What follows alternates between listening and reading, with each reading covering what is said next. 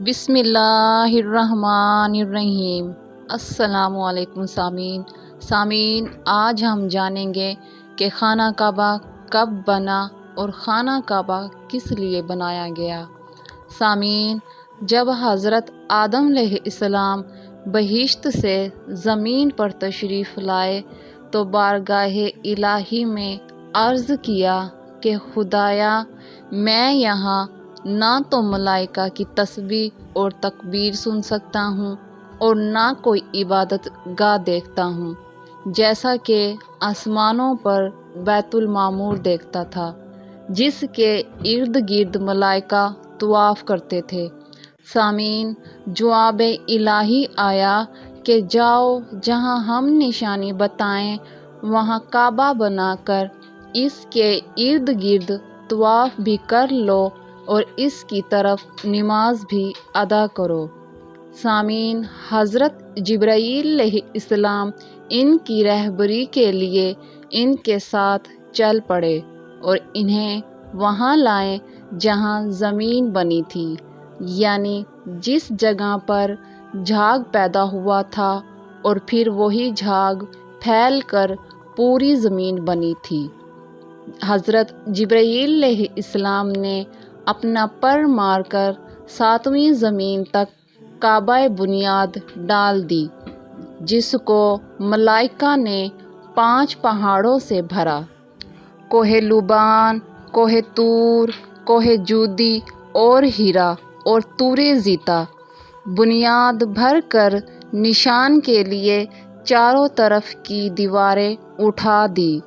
اس طرف آدم علیہ السلام نماز بھی پڑھتے رہے اور اس کا طواف بھی کرتے رہے۔ ناظرین، طوفان نوح تک کعبہ اسی حالت میں رہا۔ اس وقت وہ عمارت تو آسمان پر اٹھا لی گئی اور یہ کعبہ کی جگہ اونچے ڈھیلے کی طرح رہ گئی، مگر لوگ پھر بھی برکت کے لیے یہاں آتے تھے اور دعائیں مانگتے تھے۔ پھر ابراہیم علیہ السلام کے زمانے تک کعبہ اسی حالت میں رہا۔ جب حضرت اسماعیل اور ہاجرہ اس میدان میں آ کر ٹھہرے تو ان کی وجہ سے یہاں کچھ آبادی ہو گئی۔ جب حضرت ہاجرہ کے انتقال کے بعد حضرت ابراہیم علیہ السلام کو حکم ہوا کہ اسماعیل کو ساتھ لے کر یہاں عمارت کعبہ بنائیں، اس کی نشانی اس طرح فرمائی گئی کہ ایک بادل کا ٹکڑا بھیجا گیا تاکہ اس کے سائے سے کعبہ کی حد مختار کر لی جائے۔ حضرت جبرائیل علیہ السلام نے اس سایہ کی مقدار میں خط کھینچا اور ابراہیم علیہ السلام نے اس خط پر زمین یہاں تک کھودی کہ بنیاد آدم نمودار ہو گئی۔ اس بنیاد پر عمارت بنائی۔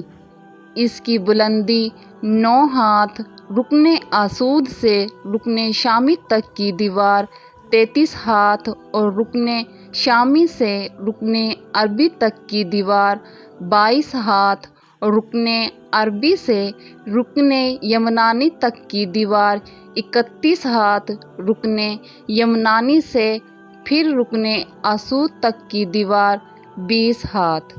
لہٰذا اس وقت یہ کعبہ مستطیل کی شکل میں تھا۔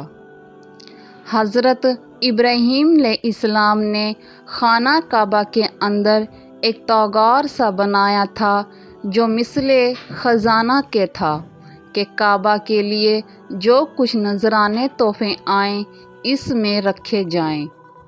اس کے 2 دروازے تھے، ایک داخل ہونے کا اور ایک نکلنے کا۔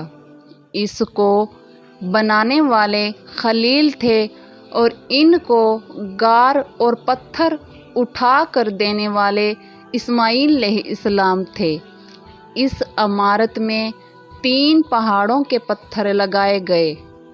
ابراہیم علیہ السلام سے پہلے یہاں کسی نے عمارت نہ بنائی تھی۔ آپ کے بعد کئی دفعہ اس کی مرمت اور تعمیر ہوئی۔ اس میں حالات کی وجہ سے کچھ تبدیلیاں بھی ہوئیں، مثلاً اس کی اونچائی دگنی کر دی گئی، دروازہ 2 کی بجائے 1 رکھا گیا اور اس کا رقبہ بھی کم کر دیا گیا، لیکن بعد میں پھر اسی رقبے سے دوبارہ تعمیر کیا گیا۔